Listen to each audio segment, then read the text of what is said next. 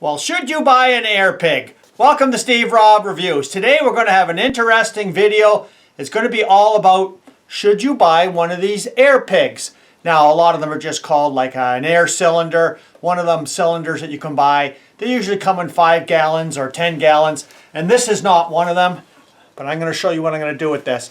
But yeah, a lot of people take a look at these air tanks. They've got a hose that goes onto it. And they're portable, and you can fill it up with air from your compressor and then go fill up your air tires, without having a compressor. Should you buy one of them? Well, I'm going to show you an interesting experiment that maybe will kind of sway you into thinking, well, they just might not be such a great idea because, well, this month seems to be air compressor month on my channel, and well, I'll tell you what.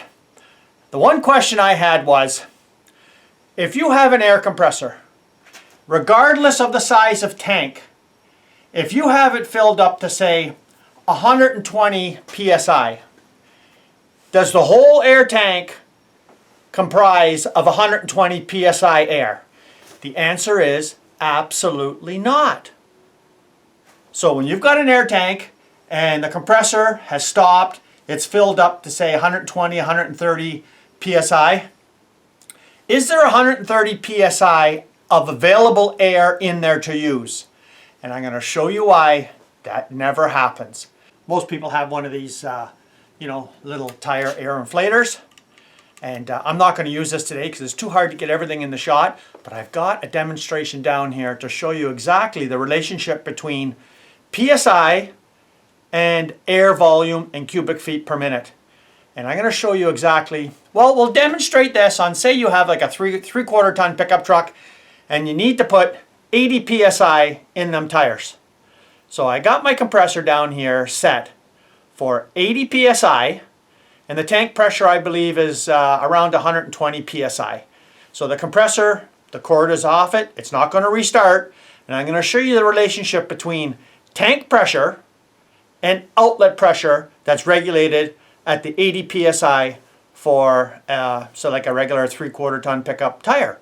So let's take a look at that now and take a look and see whether you should get one of these air pigs or not and what size you should actually get, because if you're buying one of these air tanks, usually they don't come with one of these on the end. It just comes with a tire inflator and you can set the air pressure at the tank itself. So let's get down to the experiment and let me know if you think this is cool or what. Okay, so as you can see right there, all I did was put my air blowgun into one of the outlet pressures and you can see the gauges. So what I'm going to do next is I'm going to move the camera up so you'll only see the 2 gauges. So the tank pressure, PSI, is on the left and the regulated pressure is on the right. So let me just zoom in and I'll bring you back. Okay, as you can see right there, we've got the tank pressure on the left, 120 psi. On the right, 80 psi. So what I'm going to do is I'm going to press on the air nozzle to release some air. That would actually be the same as you putting air in your tire. And I'll try and stop the tank pressure right at 80 psi, and then we'll go from there.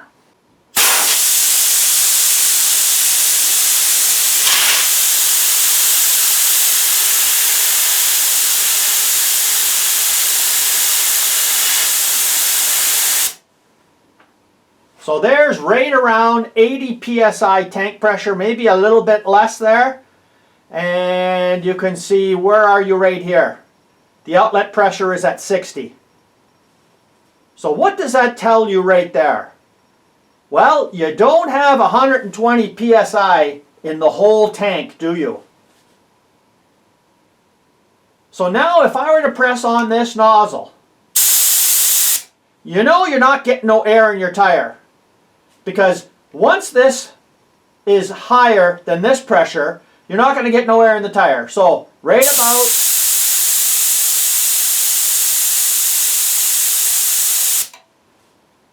now, can you see that you did get a higher pressure before?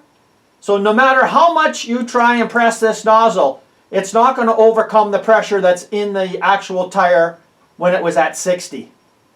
So the rest of this air is completely useless to you. Okay, so you can see the relationship between the tank pressure and the outlet pressure.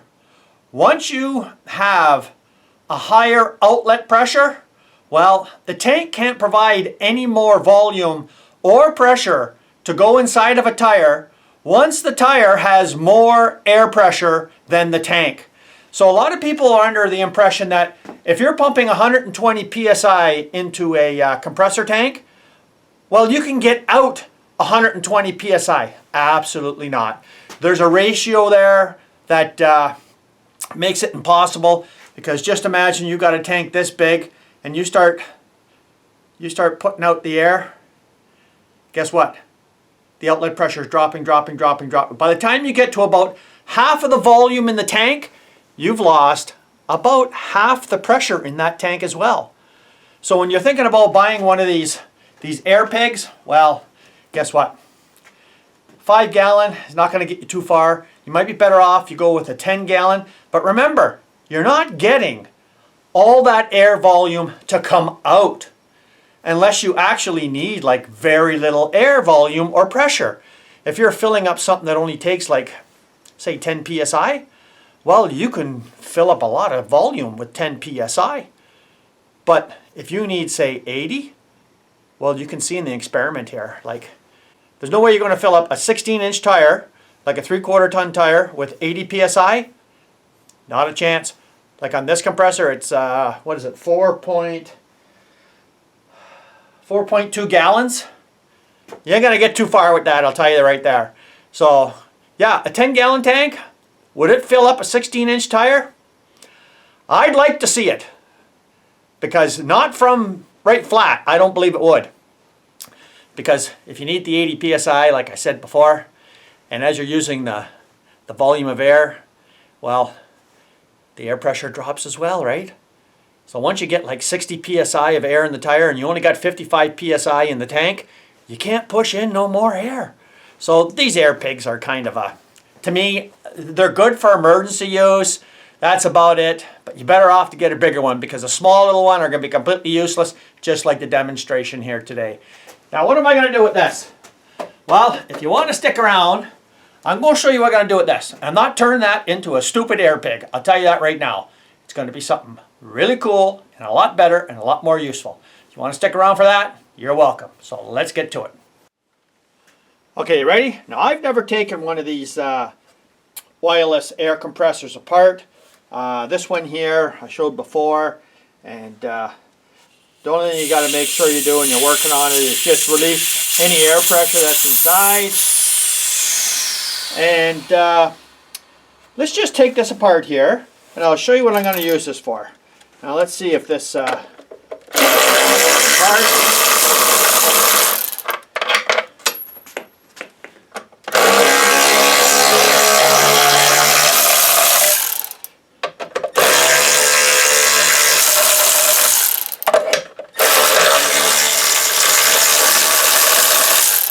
Now let's see what's underneath here. Well, that's it right there. Now that doesn't look too bad to me. So, looks like this got to come off, this got to come off, take some more bolts out. So let's just keep going here. Boy, that's a small little compressor though, isn't it?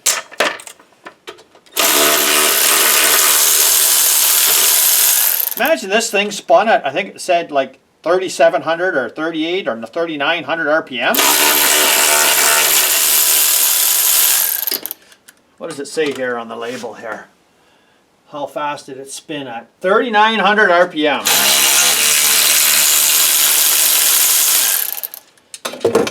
Okay. Looks like she's ready to come off. All I got to do is cut some wires, and I'll get a wrench to take this off. See if I got one right here.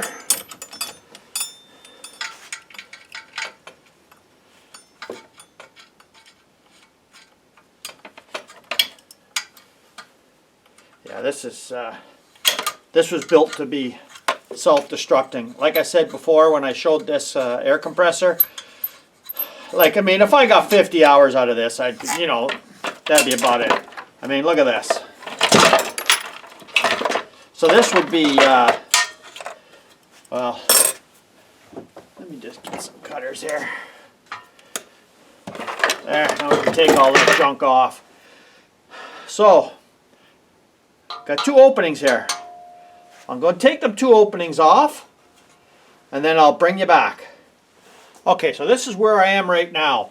So, this fitting was in right here. And I want this fitting to go on here. So I'm going to drill this out a bit and grind off the threads a bit on this, and then I am going to solder it up. Now this one here is a electrical shut-off for the motor. As it says right there, 100 psi. So I'm just going to leave that on for now because I don't have a plug for this. So let me bring you back when I got the threads cut off of this, and I'm just going to drill this out just a bit to slide this in, and then I'm going to solder it on. Okay, so that's what I got there so far. Got it in the vise. I just drilled it out a bit. Now I'm going to put this fitting in here and see if I can just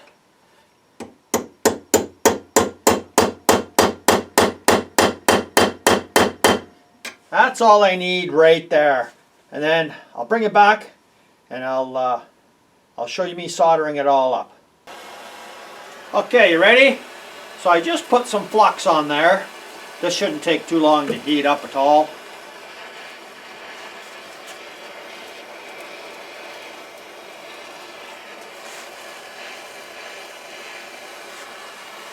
And then we'll just see what the temperature's like. Ah, she's getting close. Not yet.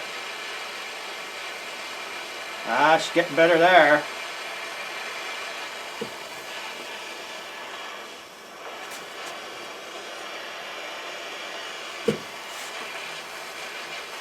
And that's pretty well it right there. Okay, there we go right there.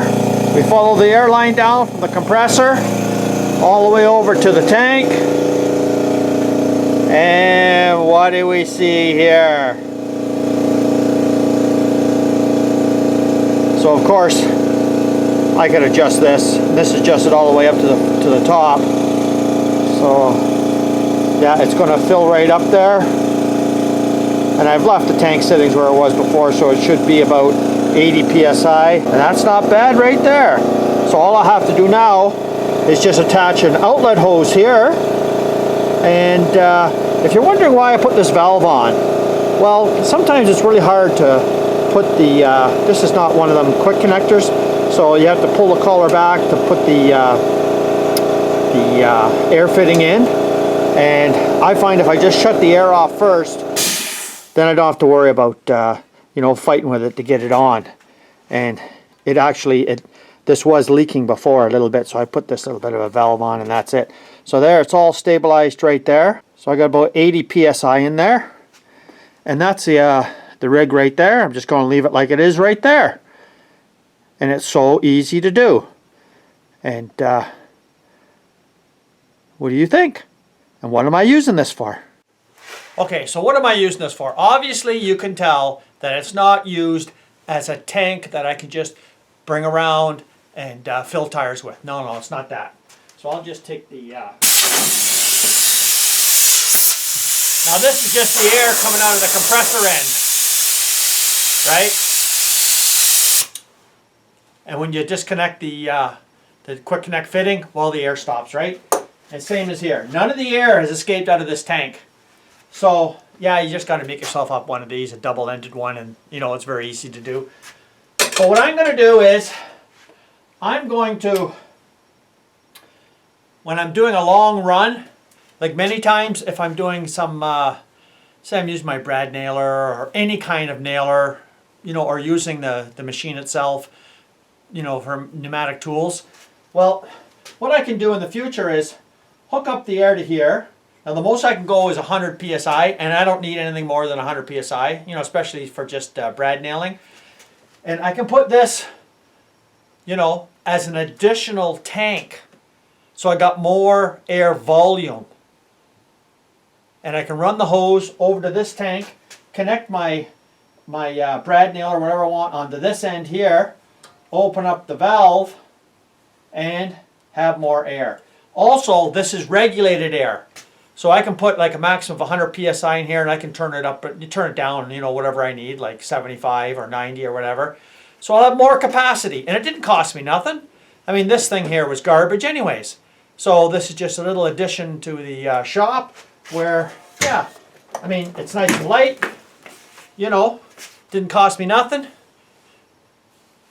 And, you know, this kind of thing is such a handy item to have, because you can have your air compressor quite a distance away, have it hooked up to this tank, adjust your pressure so you have the proper outlet pressure. And, you know, what it does is it prevents your air compressor from coming on as much, you know, to reduce the amount of duty cycle. And I think it's a good thing as well. So, just for the fun of it, do you want to see what's inside one of these air compressors? You know, the little motor here, and I just took the bolts out here for the head.